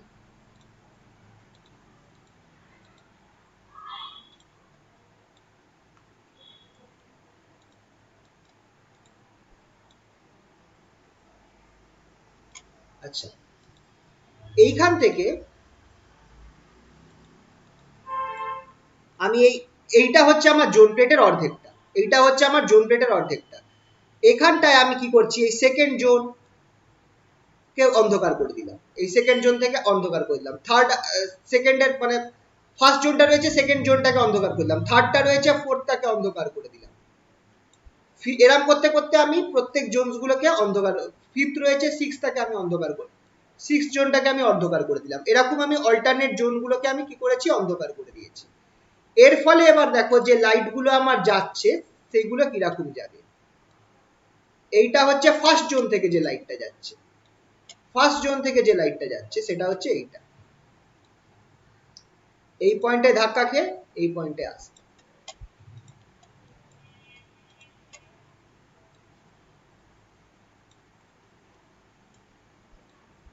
এইটার নাম দাও, এটার নাম আমি দিচ্ছি M1, এই পয়েন্টের নাম দিলাম P আর এই পয়েন্টের নাম দিলাম আমি M1। পরে পরের যে লাইটটা যেটা আমার এই পয়েন্টে ধাক্কা খাচ্ছে, এইখানে ধাক্কা খেয়ে এইখানে এসে পড়বে, এইটা হচ্ছে আমার সেকেন্ড জোন থেকে যে লাইটটা যাচ্ছে, এটার আমি নাম দিচ্ছি সেম। পরের পয়েন্টটা এইখান থেকে হয়ে এখানে আসবে, এটাকে নাম দিলাম M3। তারপরের পয়েন্টটা একই রকম ভাবে এই পয়েন্ট থেকে লেগে এই পয়েন্টে এসে পড়বে, M4।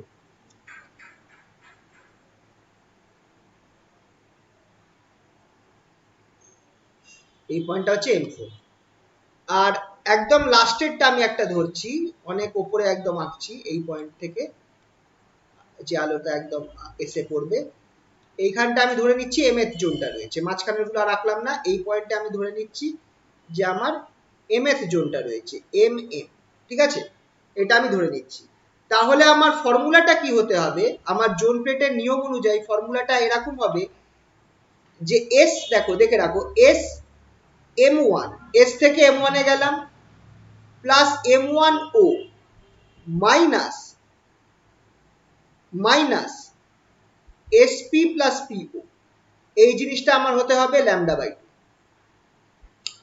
ফার্স্ট ফর্মুলা এটা হতে হবে। একই রকম ভাবে পরের জোনটার জন্য sm2 plus m2o minus sp plus po, এইটা আমাকে দেবে 2 ল্যামডা বাই টু। তারপরের জোনটার জন্য কি হবে, sm3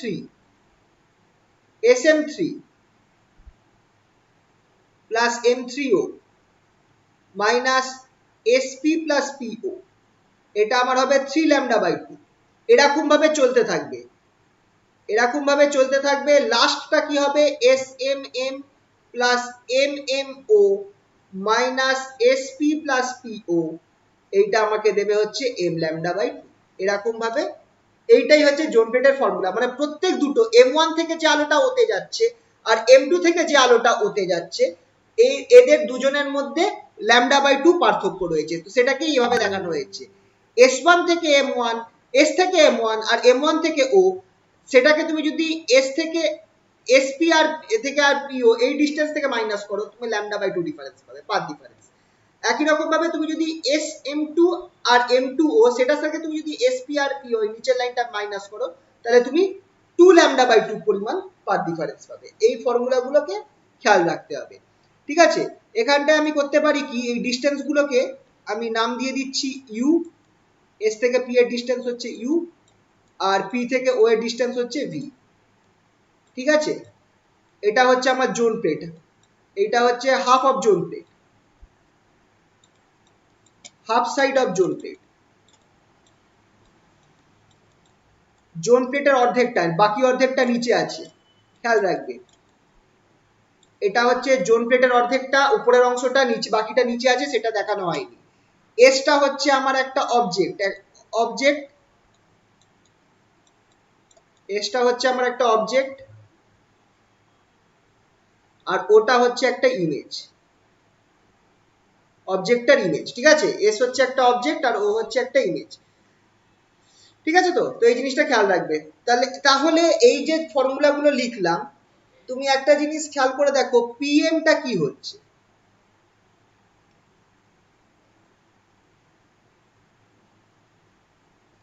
পিএমটা কি হচ্ছে খেয়াল করে দেখো। পিএমটা হচ্ছে আর এম, এটা হচ্ছে রেডিয়াস অফ mth জোন। খেয়াল করে দেখো, আমি এখানটায় এই যে পিএম যেটা, সেটা হচ্ছে ফার্স্ট জোনের অর্ধেকটা, PM1টা ফার্স্ট জোনের অর্ধেকটা, PM2টা, আচ্ছা M1 আর M2 হচ্ছে সেকেন্ড জোনটাকে বোঝাচ্ছে। কারণ আমি তো খেয়াল করো জোনগুলো কি ছিল, জোনগুলো তো এরকম সার্কেল ছিল না, জোনগুলো তো অ্যাকচুয়ালি এরকম সার্কেল ছিল। তো এখানটায় তুমি ধরো লাস্ট যেটা আছে পি পয়েন্টটা হচ্ছে, এক্ষেত্রে তুমি বলতে পারো এই মিডিলটা হচ্ছে পি পয়েন্ট, এইটা হচ্ছে ধরো আমার M1, এইটা হচ্ছে আমার M1, এই পয়েন্টটা হচ্ছে আমার M2, এই লাস্ট পয়েন্টটা হচ্ছে আমার MM, এই লাস্ট পয়েন্টটা হচ্ছে আমার MM। তাহলে তোমার P থেকে MM টা আমায় কি দেবে, এই সার্কেলটা রেডিয়াস দেবে কি দেবে না বলো। P থেকে MM এটা আমার RM দেবে, যেটা হচ্ছে এই যে সার্কেলটা রয়েছে, এই যে সার্কেলটা রয়েছে mth জোনকে পাস করছে যে সার্কেলটা, সেই সার্কেলের রেডিয়াস। বোঝা গেল তো? হ্যাঁ স্যার বুঝে গেছি। এটা হচ্ছে mth জোন করবো না, এটা mth সার্কেল করবো, mth সার্কেল, কারণ জোন বলাটা ভুল হবে। কারণ জোনটা হচ্ছে অ্যাকচুয়ালি mth জোন হচ্ছে আমার m আর m-1 এর মাঝখানের অংশটা হচ্ছে mth জোন, তো এটা আমি রেডিয়াস অফ mth সার্কেল বলবো। তাহলে তুমি একটা জিনিস দেখো, আমি লিখতে পারি কিনা sm square equals two, Pythagoras theorem apply করো, SM square equals to PM square plus SP square. SM square equals to PM square PMM square plus SP square, এটা লেখা যেতে পারে।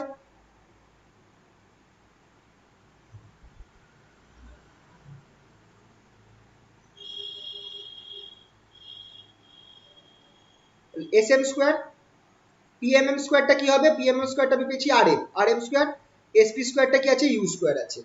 এবার এখানটায় আমি করব কি, এটাকে আমি U স্কয়ারটাকে বাইরে নিয়ে আসবো, U square equals to 1 plus RM square by U square, এই ফর্মে লিখবো। তাহলে SM টা বার করব, SMM টা ইকুয়ালস টু U স্কয়ারটা কেটে যাবে 1 plus RM square by U square whole to the power half. এবার বাইনোমিয়াল এক্সপেনশন করলে আমি এই জিনিসটা এইটা পাবো, SM equals to U 1 plus RM square by 2U square, এটা আমরা পাবো হচ্ছে বাই বাইনোমিয়াল থিওরেম। বাইনোমিয়াল করলে আমরা এই জিনিসটা পাবো, SMM equals to U 1 plus RM square plus 2U square.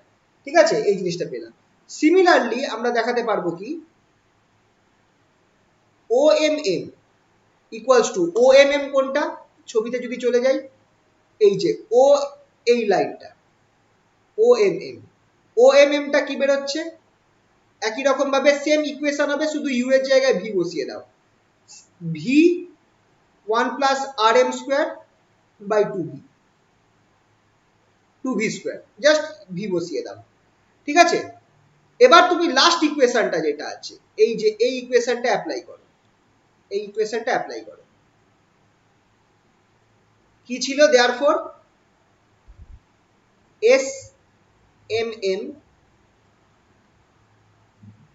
SMM plus MMO minus SP plus PO, এটা আমাকে কি দেবে, m ল্যামডা বাই 2 দেবে, এটা আমাকে দেবে m ল্যামডা বাই 2।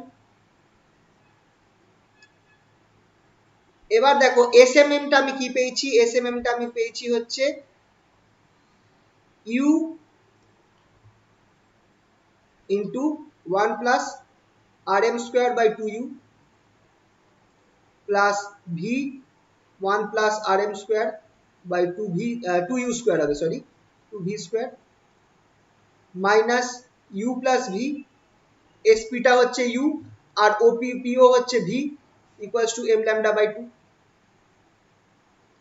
এটাকে তুমি যদি ভাঙো তুমি দেখবে কি পাচ্ছ, U পাবে plus RM square by 2U পাবে, একটা U কেটে যাবে, plus V plus RM square by 2V minus U plus V equals to m lambda by 2। দেখো UV কেটে যাচ্ছে, সবকিছু মেরে কেটে আমার কি পড়ে থাকছে, দেখো RM square by 2 1 by U plus 1 by V equals to m lambda by 2। এই ইকুয়েশন থেকে দেখো আমি কি লিখতে পারি, 1 by U plus 1 by V equals to m lambda by RM square. এই দেখো একটা লেন্সের মতো ইকুয়েশন চলে আসছে, that is 1 by U plus 1 by V equals to 1 by f of m। এই যে দুটো ইকুয়েশন বেরোলো, এই দুটো ইকুয়েশনটাই হচ্ছে জোন প্লেটের ইকুয়েশন।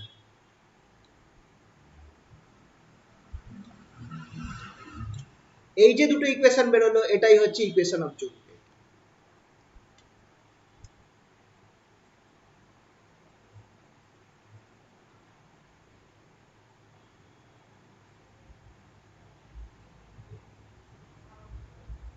ফোকাল লেন্থ কত জোন প্লেটের, focal length of zone plate,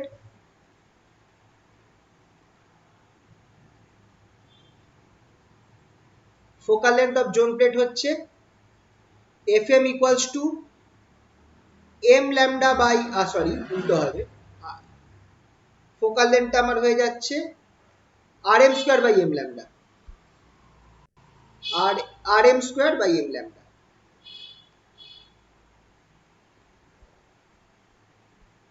এইটা হচ্ছে জোন প্লেটের ফোকাল লেন্থ। ঠিক আছে তো,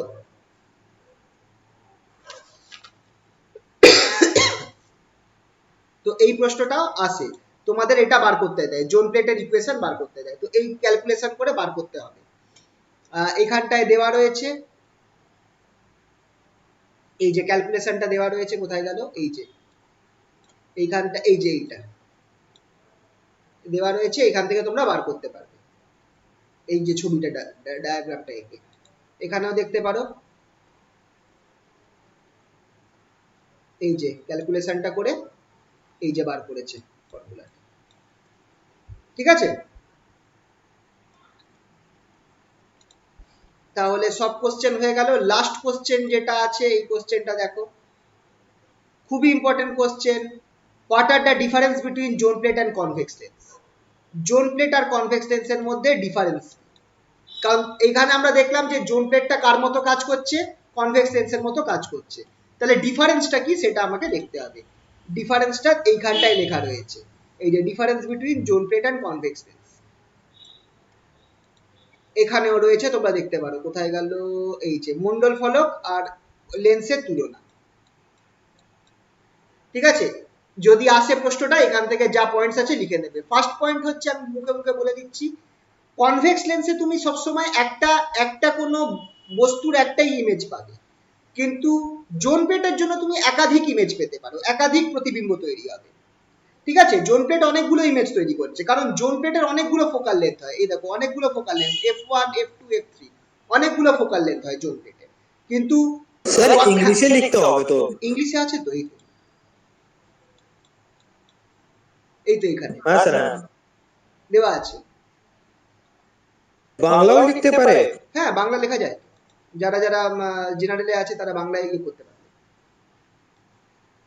কোশ্চেন আসছে ইংলিশে, এটাই সমস্যা, কিন্তু বাংলায় লেখা যায়। ঠিক আছে, এছাড়া আরেকটা জিনিস হচ্ছে, সেটা হচ্ছে কি, তোমার যে ওয়েভলেন্থ যেটা রয়েছে, সরি, লেন্সের ক্ষেত্রে তোমাদের এই ফর্মুলাটা একটু বলে দিই।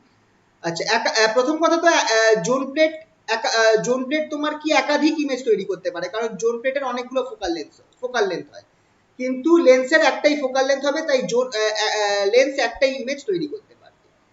এছাড়া জোন প্লেটের আরেকটা ব্যাপার রয়েছে, সেটা হচ্ছে জোন প্লেটে তোমার কি, যেটা সব থেকে ইম্পর্টেন্ট, তুমি যদি এইখানটা খেয়াল করো, জোন প্লেটের যে ফোকাল লেন্থ যেটা রয়েছে, focal length of zone plate, সেটা হচ্ছে 1/λ উপর নির্ভর করছে। জোন প্লেটের জন্য ফোকাল লেন্থটা আমার 1/λ উপর নির্ভর করছে, কিন্তু কনভেক্স লেন্সের ক্ষেত্রে, এটা একটা ইম্পর্টেন্ট ডিফারেন্স আছে। তোমার ফর্মুলা হচ্ছে 1/f ইকুয়ালস টু, যেটা আমরা জানতাম, n-1 1/r1 - 1/r2, যেটাকে আমরা লেন্স মেকার ফর্মুলা বলতাম। আর n যেটা আছে সেটা প্রপোর্শনাল টু 1/λ হয়, n is proportional to 1/λ, তাহলে f proportional to λ হতো কনভেক্স লেন্সের ক্ষেত্রে। কনভেক্স লেন্সের ক্ষেত্রে আমার কি হবে, f proportional to λ হবে, কারণ 1/f টা n এর সাথে প্রপোর্শনাল, আর n টা 1/λ এর সাথে প্রপোর্শনাল। তো সেই অবস্থায় তো আমার ফোকাল লেন্থ যেটা আছে কনভেক্স লেন্সে, সেটা আমার ল্যামডার উপর নির্ভর করবে, কিন্তু জোন প্লেটের ক্ষেত্রে আমরা এখানে দেখছি যে জোন প্লেটের যে ফোকাল লেন্থটা রয়েছে সেটা ইনভার্সলি প্রপোর্শনাল টু ল্যামডা।